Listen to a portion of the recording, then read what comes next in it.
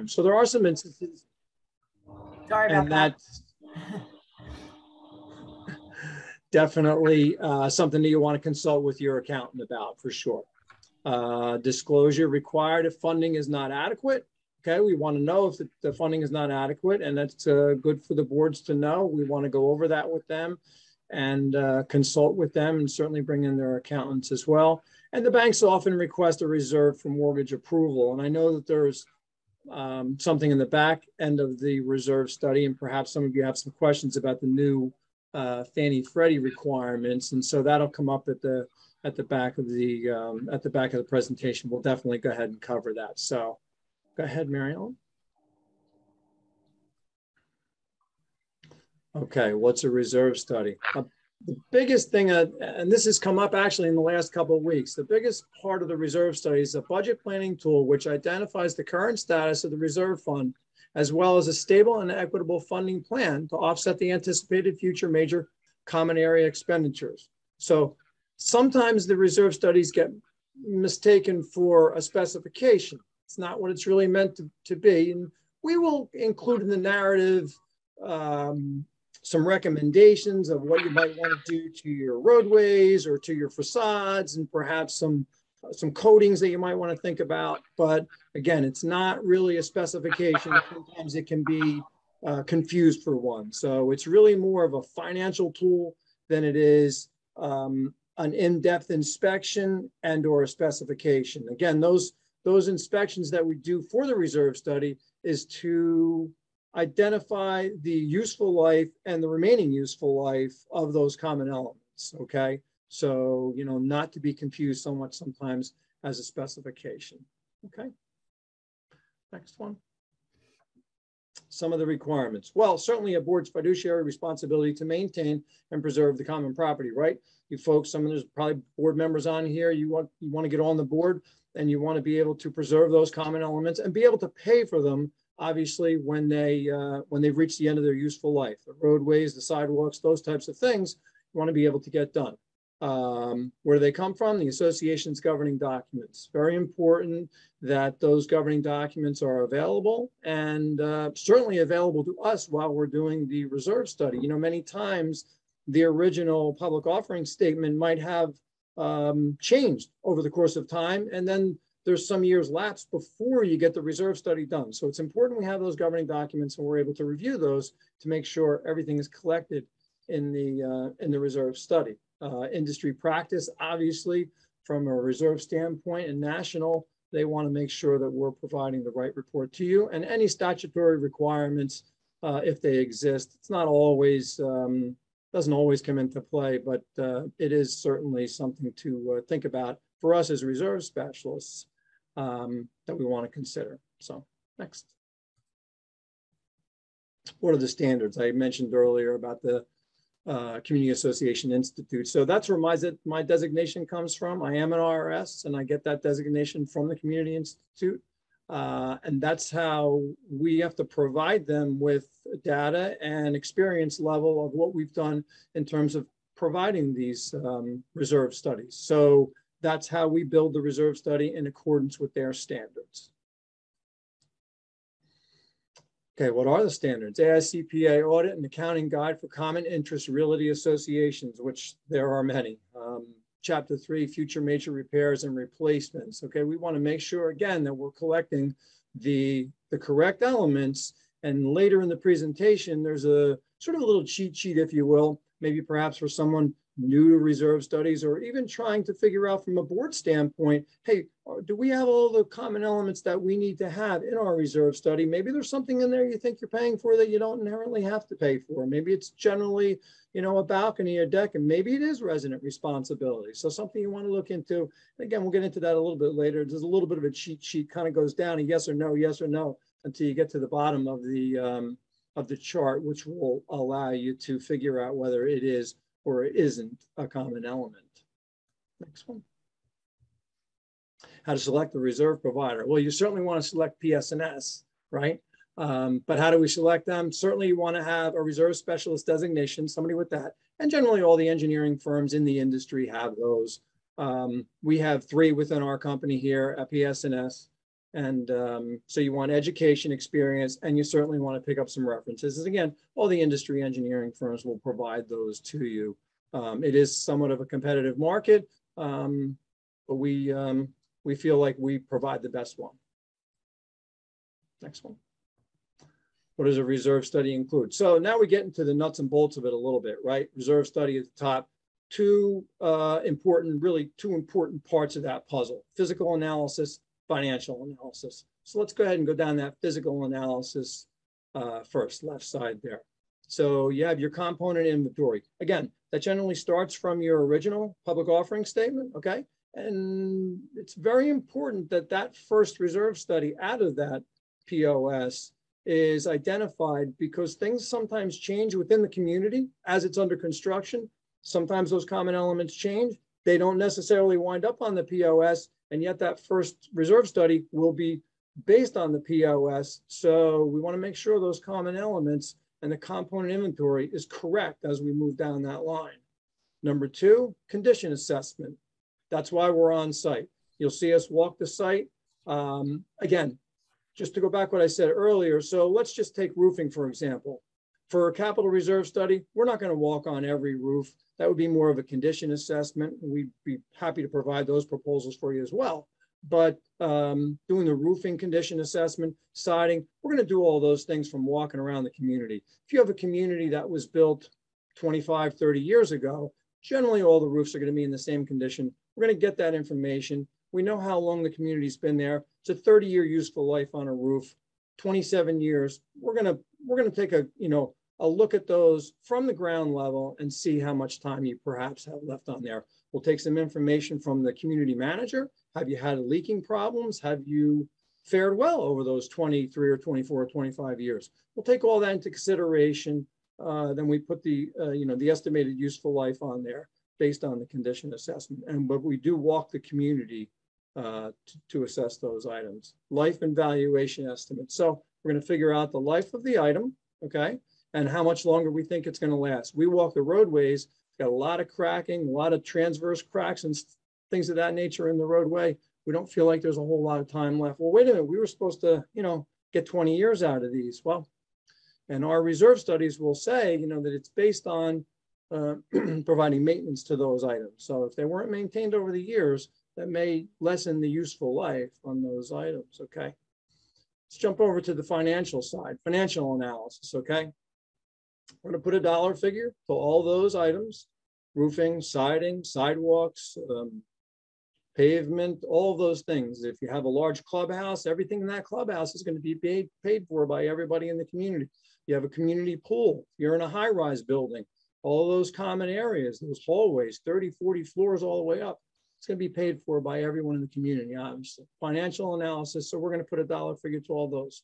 Funding status, second one down, and the last one is your funding plan.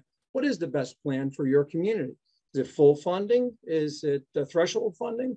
And we'll get into that and discuss that a little bit at the end of the study, and then perhaps even with your account to see what the best plan for you might be. Next. So the physical analysis based on the site inspection. Oh, I'm glad this came out good. Sometimes these are a little difficult to read and a little cumbersome. So it seems to be on, at least on my computer here, it's pretty simple to read and legible too. Sometimes it's kind of small, the writing is a little bit small. I even know when we provide the reports, sometimes get a little feedback that the writing can be a little bit small, and I understand that. So the component, the physical analysis of those components. So just for example, the first one, bitumen and roof, okay? We have 94 squares of those.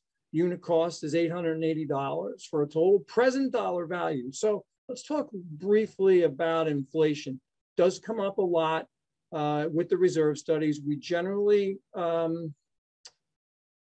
recommend you get a reserve study every 3 to 5 years. So we try and target 4 years. 3 sometimes, depending upon the size of the community. 3 might be a little aggressive. 5 is a little far out. So we do try and funnel in that 4-year category. You shouldn't really go much more than 4 years. So the cost value is based on present dollars, okay? And the reason why we don't, and we have done inflation, but generally we don't recommend it. Sometimes if the inflation doesn't go up that much, now obviously in the last couple of years with the pandemic and so forth, the material rates are, you can't even catch the rates at this point. So that's really kind of a uncharted territory, but generally we don't do the inflation for that particular reason, although it has been done. So moving across, you got the beginning balance. The estimated useful life of that particular roof is 20 years. The estimated life remaining for this particular community when we did the inspection was 5 years. Okay, so you have 5 more years to save for that item.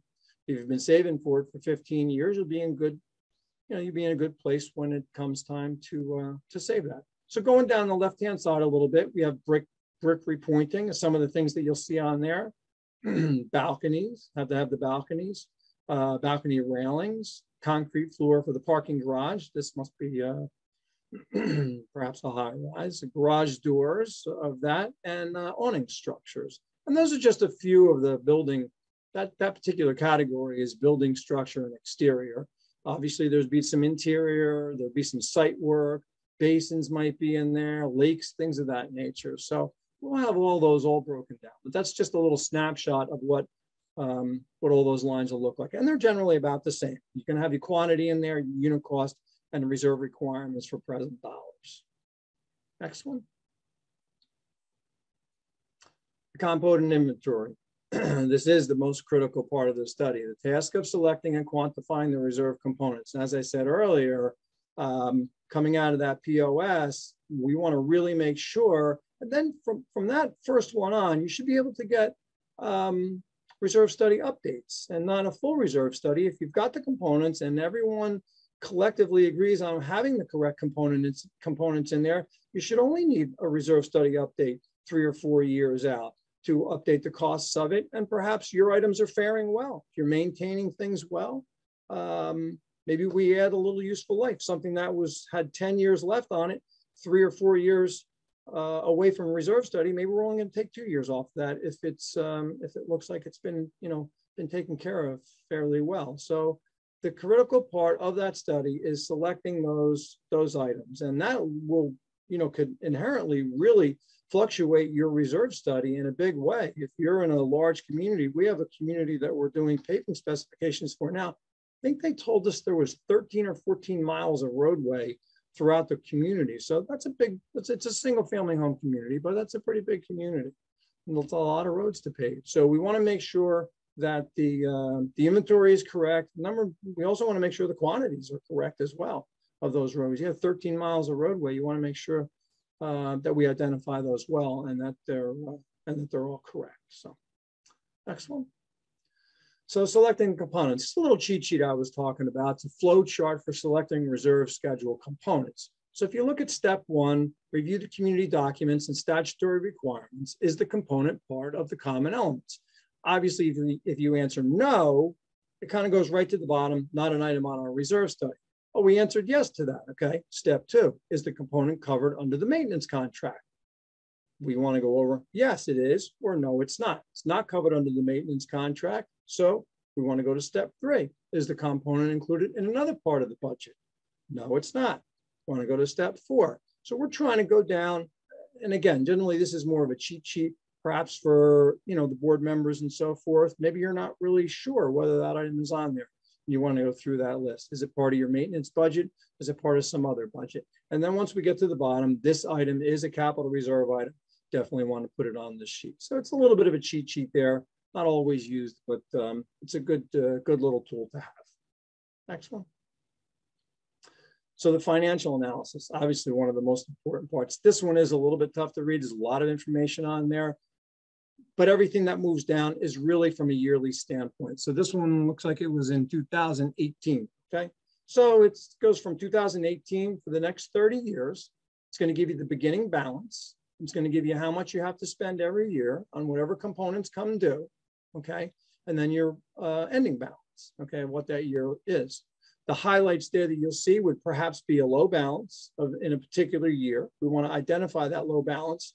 We want to make sure you're at a good funding rate, okay? So that's what we usually highlight for you.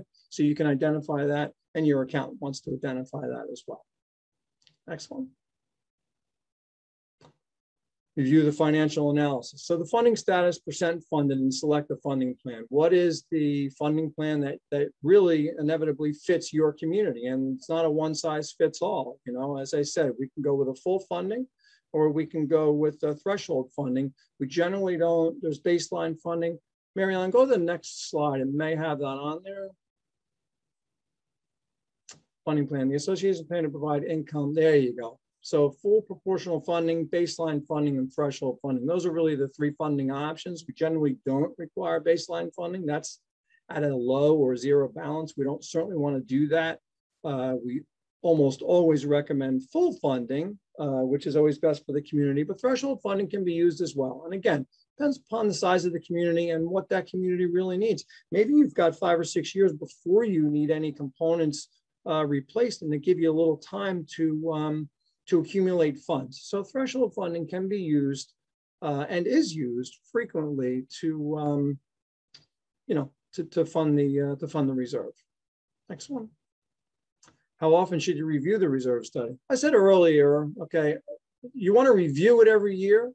What's the anticipated in the next year? What are we looking like? And I think one of the next slides will give that 30-year build out, give you an idea of what's being done in that particular year.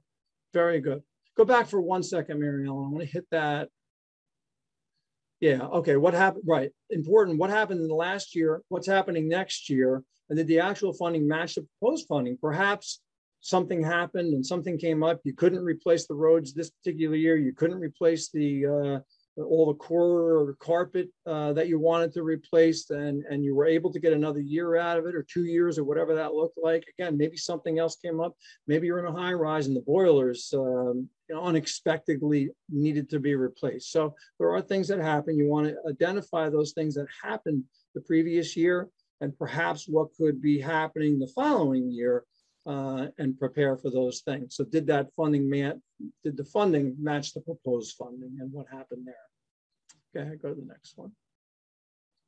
So the expenditure schedule, and I don't expect you to read this one. This is a really tight format right here. But what this really is that 30-year build out of what you might have. Now, there's obviously a second page to this because you don't see the total at the bottom. But what you'd see, and is correct, all those years there, you've got the 30-year build out. And if you went all the way to the bottom, as I said, there's probably a second page to that.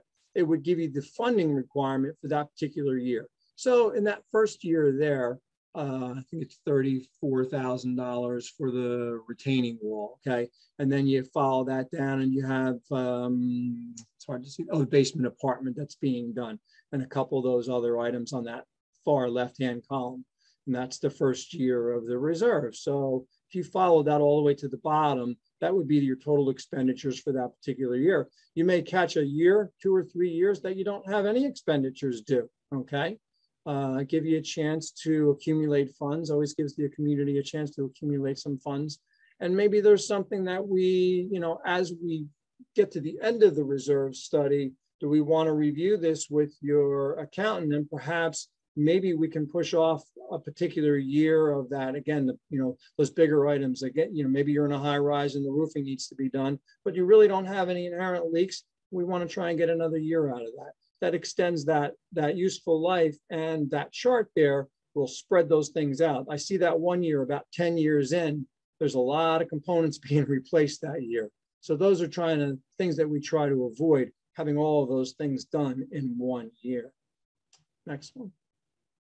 After the study is completed, review the study yearly. Certainly want to bring that study out every year at your board meetings, maybe your annual board meetings, and review the study, what was done. Review the study whenever major expenditures are made. If you have a large project coming, and use the study as a budgetary tool. That's really what it's meant to be. It's meant to be a budgetary tool for you. It's no different than budgeting in your own home. You're waiting for that dishwasher that needs to be replaced. You have the washer and dryer that needs to be replaced. Your furnace is going to have to be replaced. Same situation. Collectively as a board, you want to be able to save for those items that inherently need to be replaced. Hopefully later than sooner. Next one. Why do you need a reserve study? I think this is a little redundant, but there's one important thing on here. And I know we said, the fiduciary responsibilities and sufficient funds and those types of things. But the new Fannie Freddie requirement is requiring that the communities have the reserve study done every 3 years. Now, I know there's some other things involved in that with the structural specification, I mean, the structural inspections and the facade inspections, and those are really beyond that. But it is important, regardless of whether they want it or not, to really have that reserve study done. And then to prepare for a comparison to the POS is what I had said earlier. You really want to make sure that the POS was correct from the onset, because many times we see, 8, 10, 12 years beyond that POS, they didn't have a reserve study done and the component inventory wasn't correct. And now you're trying to play catch up. That's the last thing you want to do. You certainly don't want to play catch up in your reserve study. Next one. That's it. Thanks very much. Yeah, thank you, Dave. So I appreciate one thing that. I wanted to tell all the board members that are on this presentation is one thing I found is go over just, when you get the reserve study from the engineer, sit down as a board, read it, and then have your engineer, have Dave, whoever is going to be doing your reserve study, sit with him on Zoom. I've done it and it's really worthwhile because sometimes there are things that are missed that either party may have missed when going through the building or going through the HOA. It's just really important. And that way you can ask questions when you're on that meeting, any questions that you have so that you can understand it better. And, if you need to talk about it at an open meeting with some of your owners, it just gives the board more knowledge than just going through all the spreadsheets and everything. And as you can see, he did a snapshot of everything, and it's really helpful, and it helps you guide you to take those steps to fix things at your properties. Like he said, sometimes the roof is not leaking and maybe you don't need to do it that year. You can phase it out another year. And, so there's a lot of things that it's a really helpful tool. And now with all these FHA requirements, it's even more helpful. So I'm going to read some of the chat. Real quick, you brought up a good point there about just perhaps from roofing, for example. But maybe there was some complaints or some data that said, hey, we've got a couple of leaks, but we have 30 buildings in our community. We've really only had complaints on 2. Maybe we want to phase that. We really can't afford to do this all in 1 year. And that's what it's a good point, Mary Ellen. And we always encourage a meeting, and we include a meeting in every proposal, at least one meeting with the board. It's such an important tool to go over that together and discuss that. Again, all those component inventories and the funding plan, most importantly, the funding plan. As I said, maybe you want to phase those roofs or phase the roads or phase the sidewalks. The paving project I was just recently talking about is actually a 13-year project. Yeah. And even, if you're not a high rise where there's a lot of components, even when you're out in the suburbs and there's a lot of things, there's basins, there's ponds, there's so many things that you really can plan for when you do the capital reserve study. So let me see some of the questions I have. Okay. With the recent rise in prices for everything, materials and labor, should one do another reserve study for a project that is 3 years out? So doing the project and having the reserve study are kind of two different things. So if you want to wait, because the prices of the materials have risen so much, and they have, although apparently they're coming down a little bit now. And I think that's, they're going to raise them 50% and then bring them down 20%. And you think you're getting a good deal. But nonetheless, having that construction project or whatever project that is done now, it definitely will impact the reserve study, but they're kind of two different things. So being able to prolong that project because of the, inflation rate and the rise in cost of the materials, that's really a decision that the board would have to make. And then certainly if you were in line for your reserve study, you'd want to update the reserve study based on that. And also I know I have, I just went through one roofing project and I have another, and we really had to work with our engineer. The prices were all over the place. And then we were able to lock in the materials. So really work with whoever your engineer is that's helping you with that project. They really help you. They guided me through 2 projects right now. So, Certainly. Let's see. How closely, and this speaks to this, Michael asked, how closely can the board rely on the cost estimates? The roof replacement is projected at 300,000, but when the proposals are solicited, they come in substantially higher. And that does happen, but it definitely does happen. We deal with many of the industry contractors. We collectively take those prices, you know, combine with the estimating programs that we have, and we come as close as possible. Obviously, right now, the contractors are not even holding their prices for 2 and 3 weeks at this point, some of them, or they're locking in and they're getting the materials and they're offering them. I'm seeing a couple of projects where they're offering to store the materials, even though the community may not want to do the project until fall or even perhaps the winter time. They're locking in, and it's good for the contractors. They want to lock their project in, but they're offering to store some of the material, buy the materials, store them. This way you'll have them. But yeah, it's so difficult right now because the prices keep really moving by the day. But, you know, going back to what you said earlier, Mary Ellen, it does happen. There are times, I mean, you know, we're not perfect for certain. Okay. So it does happen on occasion. let's see, do we have any other questions? If you have a question and you want to unmute yourself, please feel free to do so. I know everybody loves the capital reserve studies discussions. So thank you, Dave, for speaking tonight. And I just want to say that I will have this recording. You can email me directly. I will make sure you get the recording if you want to pass it on to any other board members, you know, that couldn't be here.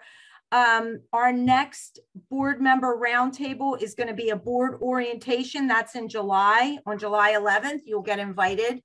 And then the Vanica training for our portal, that's this week, June 9th at 12 noon for all our board members. So I just wanted to remind everybody of that. Again, Mary Ellen? Yep. I'm sorry, I'm a little late on the takeout here. Evidently, okay. I didn't win the Kentucky Derby. But how much does it cost for a reserve study? Dave? Yeah. So it really depends on the size of your community. I would say anywhere between 3,000 and 5,000. If it's a smaller community or single family community, would be a little less because those components aren't, aren't as many. If you've got 20 or 30 townhouse type buildings, 5 or 6 units, 7 units in each one, large clubhouse, pool, amenities, those types of things. So anywhere between 3,000 and 5,000 is usually a pretty good budgetary idea to figure out and to budget yourself. Thank you, Dave. Appreciate it. That was a good question. Mary Ellen? Yes. One question. How soon will this be available for other people to see? Probably by tomorrow if I'm really on the ball, but definitely by Friday. I just have to take it and move it to the thing. I can get it to you quickly. No, I wanted some other people to take a look at it. So could they just go on the CAMCO website? No, they would just email me, Rita, and I'll send it to you, or you tell me who you want me to send it to. I'll take care of it. Okay, then just give me an email address. Okay. I think it's on the RSVP, so it's. Oh, okay, I will find it. Okay. What property are you at, Rita? Bluestone Creek. Okay, I'll be able to locate you if you can't find me. Yeah. I'm on the board. Yeah. Yep. And also, Mary Ellen, you can make my email address available if anybody has a follow-up question in the next week or so. So, I really should ask that question. I forgot to ask. You can provide my email address. Oh, great. Wants to reach out and ask a question, no problem. Yeah, and a lot of the specialists and the engineers, if you reach out to Dave and he can help you with anything you might think of during the week. Or if you take it back to your board meeting and you think of some things, I'll put Dave's email in the chat. I think I have that. Mary Ellen, I have one other question. I'm a board member of a large high-rise. Dave is somewhat familiar with it already. What is the time frames you look at for the amount of time necessary for the physical study, reserve study to be done and the capital plan presented? How long does that generally take? Generally, we give ourselves about 90 days. Again, depends on the size of the community. We can get them done faster than that. But if it's a larger community or a high rise, you're in Philadelphia, Center Ave. right? Yeah. Yeah. Okay. Yeah. So generally give ourselves 90 days. And there, that 90 days includes a little bit of going back, because there is a little bit going back and forth. We want to make sure that you have a chance to review it on your own first. Then we'll get together. We'll update it, provide it back to you. We'll meet. So start to finish, you want to give yourself 90 days. Okay. Thank you. Yep.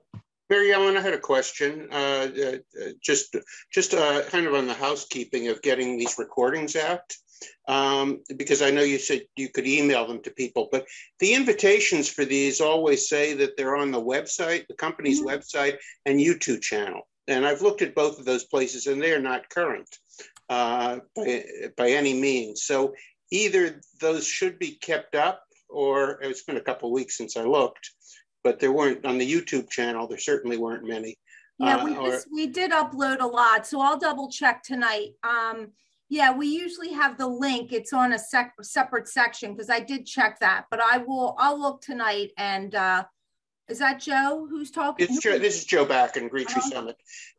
Yeah, because I've looked at both. It was a few weeks ago. I looked at both the company website. Yeah, and the company YouTube and the company. It's on there now. It should be, but I'll look, Joe, and then I'll. Okay, and I had to ultimately Dave Bragg got me a list, but it was a bit of a task. It would be great if we knew they were just going to be posted. Yep. Okay. I'll look into that. Because it's good material. We should get it out there. Yeah. Thank you. Could I ask something real quickly? Since we've all attended this, and I think we would all want the recording, would you just send it out to us since we're here? Or do you have to have it requested? Yeah, I have to have it requested. Okay, so yeah. you have emails and all that, I'm guessing. Yeah. Part of it. Yeah. Okay. Just wanted to make sure. If you want to, I can send you one, Susan. Will you send me one? And what association are you with? River Tower. Okay.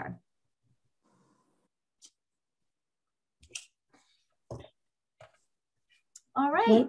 One fast thing. Can you flash those email addresses up one more time? It was so quick. I saw D Kiessling. Yeah, it's right on the chat. D Kiessling at PS&S.com. PS&S. ANDS.com. Okay. And Emmy Patton at CAMCO MGMT.com, just like your manager. Okay. Very good. Thank you so much. And if you don't get, if you do want it, you can always ask your manager, like Joe did. So they can always send it out to you real quick. I'm just going to recommend it. Thank you so much. All right. Oh, hi, Rita. This is Jessie, your manager. I'll send it to you right now, too. What? I'll send you the emails. Okay. Thanks, Jess. Thank you so much. Okay. You're still working. Okay. Good presentation. Good presentation. Thank you. It's very helpful. It's not, it's really helpful to a lot of associations. And once you get the report and you really learn to read it for your building, it really does, it just guides you. I always call it as a guide to get through some of your projects and kind of figure out where you are, where you need to be in a couple of years, so that you can plan, so that you're not caught with a big major project and not enough funds to do it. So it's really helpful. I don't see any more questions. We wrapped that up early tonight, Dave. Yeah, that was good. Very good. Very nice.